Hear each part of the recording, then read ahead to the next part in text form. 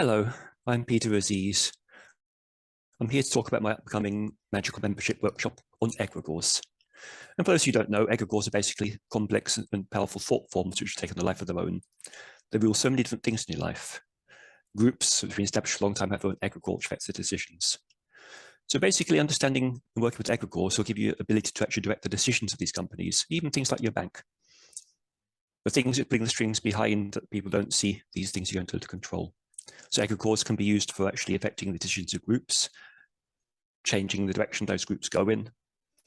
But also you can create them for personal uses because they affect so many things behind the scenes of our life. Your emotions, how you respond to things. They can create success. They can create more harmony in relationships. They can create better feelings.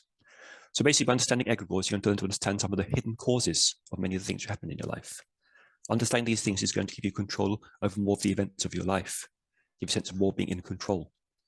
You're going to learn to deal with the Eggregores that are there, that already exist in groups, to create your own Eggregores for everything you like, and how to maintain and strengthen those Eggregores so they keep working for you. So if you want to learn more, then please join me on the Magical Membership Workshop.